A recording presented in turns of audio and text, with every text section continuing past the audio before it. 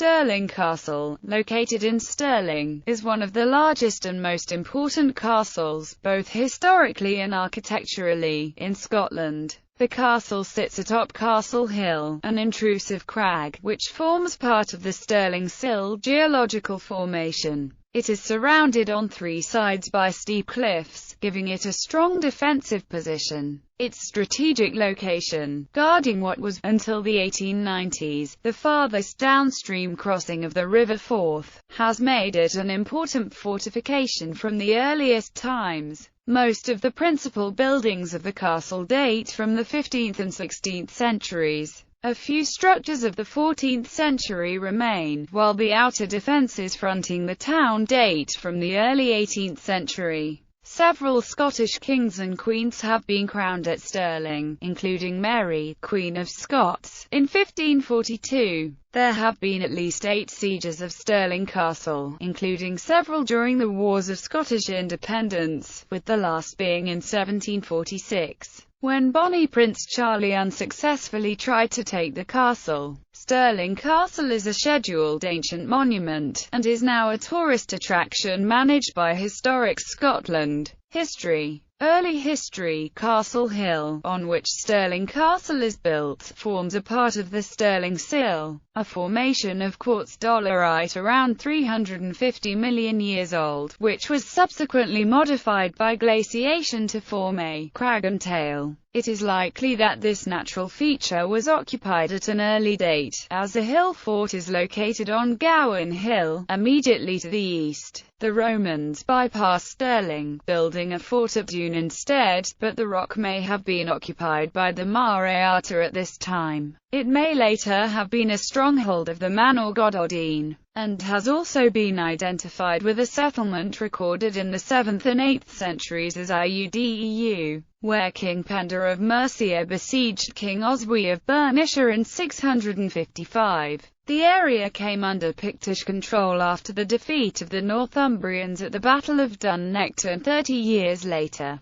However, there is no archaeological evidence for occupation of Castle Hill before the late medieval period. Other legends have been associated with Stirling, or Snowdown, as it was more poetically known. The 16th century historian Hector Boyce claims in his Historia Gentis Scotorum that the Romans, under Agricola, fortified Stirling, and that Kenneth MacAlpin, traditionally the first king of Scotland, besieged a castle at Stirling during his takeover of the Pictish kingdom in the 9th century. Boyce is, however, considered an unreliable historian. Another chronicler, William Worcester, associated Stirling with the court of the legendary King Arthur. Tradition suggests that Saint Menena founded a chapel here, as she is said to have done at Edinburgh, although it is now thought that the legend of Menena results from a later confusion of early Christian figures, including Modwenna and Monina. The first record of Stirling Castle dates from around 1110, when King Alexander I dedicated a chapel here. It appears to have been an established royal centre by this time, as Alexander died here in 1124. During the reign of his successor David I, Stirling became a royal borough, and the castle an important administration centre. King William I formed a deer park to the southwest of the castle, but after his capture by the English in 1174 he was forced to surrender several castles, including Stirling and Edinburgh. Under the Treaty of Falaise, there is no evidence that the English actually occupied the castle, and it was formally handed back by Richard I of England in 1189. Stirling continued to be a favoured royal residence, with William himself dying there in 1214, and Alexander III laying out the new park for deer hunting in the 1260s. Wars of Independence. Stirling remained a centre of royal administration until the death of Alexander III in 1286. His passing triggered a succession crisis, with Edward I of England invited to arbitrate between competing claimants. Edward came north in 1291, demanding that Stirling, along with the other royal castles, be put under his control during the arbitration.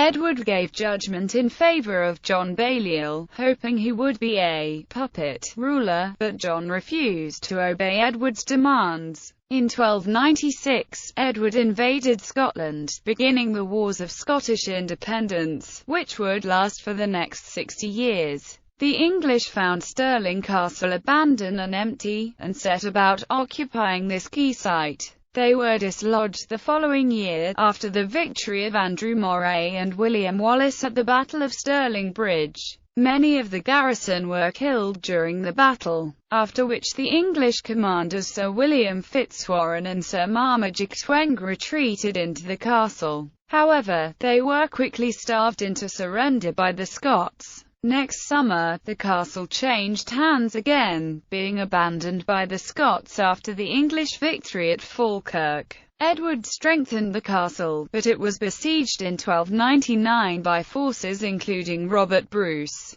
King Edward failed to relieve the garrison, who were forced to surrender. By 1303, the English again held the upper hand, and Stirling was the last remaining castle in Scottish hands. Edward's army arrived in April 1304, with at least 17 siege engines. The Scots, under Sir William Oliphant, surrendered on the 20th of July, but part of the garrison were ordered back into the castle by Edward, as he had not yet deployed his latest engine, Warwolf. Warwolf is believed to have been a large trebuchet, which destroyed the castle's gatehouse. Although Edward's victory seemed complete, he was dead by 1307, and Robert Bruce was now King of Scots. By 1313, only Stirling, Roxburgh, Edinburgh and Berwick castles were held by the English. Edward Bruce, the king's brother, laid siege to Stirling, which was held by Sir Philip Mowbray. Mowbray proposed a bargain, that he would surrender the castle, if it were not relieved by the 24th of June 1314. Bruce agreed, and withdrew. The following summer, the English duly headed north, led by Edward II, to save the castle. On 23–24 June, King Robert's forces met the English at the Battle of Bannockburn, within sight of the castle walls.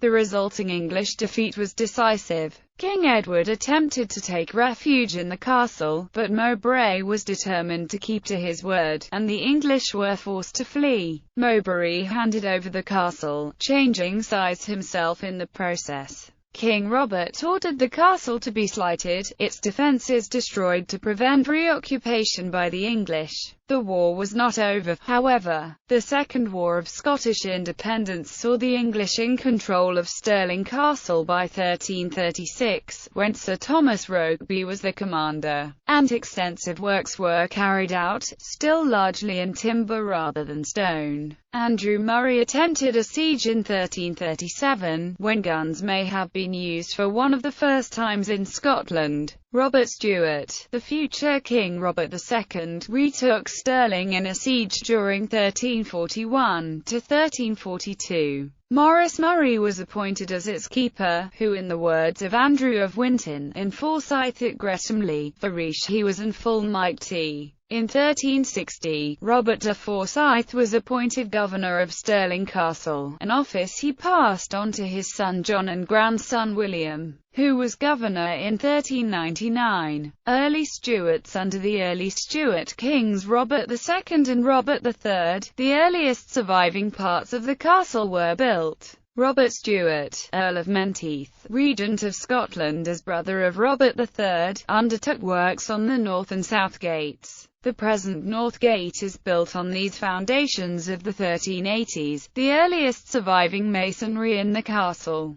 In 1424, Stirling Castle was part of the jointure given to James I's wife, Joan Beaufort, establishing a tradition which later monarchs continued. After James' murder in 1437, Joan took shelter here with her son, the young James II. 15 years later, in 1452, it was at Stirling Castle that James stabbed and killed William, 8th Earl of Douglas. when the latter refused to end a potentially treasonous alliance with John of Islay, Earl of Ross, and Alexander Lindsay, 4th Earl of Crawford. James III was born here, and later undertook works to the gardens and the Chapel Royal. The manufacture of artillery in the castle is recorded in 1475. James' wife, Margaret of Denmark, died in Stirling Castle in 1486, and 2 years later James himself died at the Battle of Sockieburn, fought over almost the same ground as the Battle of Bannockburn, just to the south of the castle. Renaissance Palace. Almost all the present buildings in the castle were constructed between 1490 and 1600.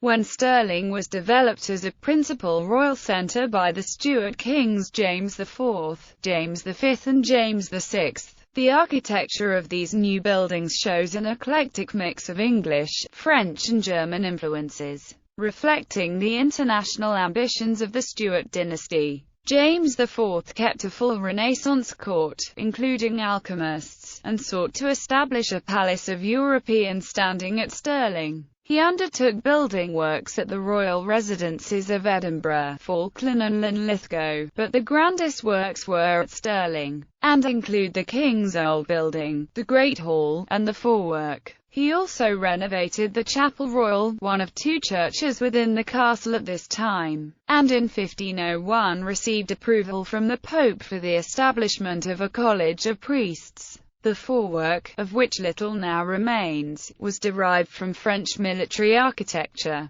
although military details were added more for style than for defense. If a satirical account in 2 poems by the poet William Dunbar is based in fact, the castle walls may have been the site of an attempt at human-powered flight, c. 1509, by the Italian alchemist and abbot of Tongland, John Damian. James also kept an alchemist called Caldwell maintaining a furnace for quintessentia, the mythical 5th element, at the castle. The building works begun by James IV had not been completed at the time of his death at the Battle of Flodden. His successor, James V, was crowned in the Chapel Royal, and grew up in the castle under the guardianship of Lord Erskine. In 1515, the regent Albany brought 7,000 men to Stirling to wrest control of the young king from his mother, Margaret Tudor. James V as monarch was said to have travelled in disguise under the name Goodman of Ballengaik, after the road running under the eastern wall of the castle. Ballengaik means windy pass in Gaelic. He continued and expanded his father's building program, creating the centerpiece of the castle, the Royal Palace, built under the direction of Sir James Hamilton of Finett and masons brought from France. James V also died young, leaving unfinished work to be completed by his widow, Mary of Guise. His infant daughter, Mary, Queen of Scots, was brought to Stirling Castle for safety, and crowned in the Chapel Royal on 9 September 1543. She too was brought up here, until she was sent to Inchmahome Priory, and then to France in 1548. In the 1550s, during the regency of Mary of Guise, Anglo-French hostilities were fought out in Scotland. Artillery fortifications were added to the south approach of the castle, and these form the basis of the present outer defences. Queen Mary returned to Scotland in 1561, and visited Stirling Castle frequently. She nursed Henry Stuart, Lord Darnley, through an illness here in 1565, and the two were soon married. Their son, James VI, was baptized here the following year. The celebrations included fireworks, an assault on a mock castle, and a masque designed by Bastian Pages. Darnley was already estranged from the Queen and did not attend, although he was resident at the castle. James Guardian, the Earl of Mar, was made hereditary governor of the castle in 1566. Mary was travelling from Stirling when she was abducted by the Earl of Bothwell, beginning the chain of events that led to her forced abdication and her flight to England. The young King James was crowned in the nearby Church of the Holy Rood, and grew up within the castle walls under the tutelage of the humanist scholar George Buchanan. Frequently used as a pawn in the struggles between his regents and the supporters of Mary, the young king was closely guarded. Stirling became the base for James' supporters, while those nobles who wished to see Queen Mary restored gathered at Edinburgh, under William Kirkcaldy of Grange. Grange led a raid on Stirling in 1571, attempting to round up the Queen's enemies, but failed to gain control of the castle or the king. The keeper of the castle, Alexander Erskine of Gogga, was ejected by supporters of Regent Morton in April 1578, after his son was fatally wounded during a struggle at the gate. The rebellious Earls of Mar and Angus seized the castle in 1584, but surrendered and fled to England when the king arrived with an army. They returned the following year, forcing the king to surrender, although they proclaimed their loyalty to him. James' first child, Henry, was born in the castle in 1594, and the present Chapel Royal was constructed for his baptism on the 30th of August.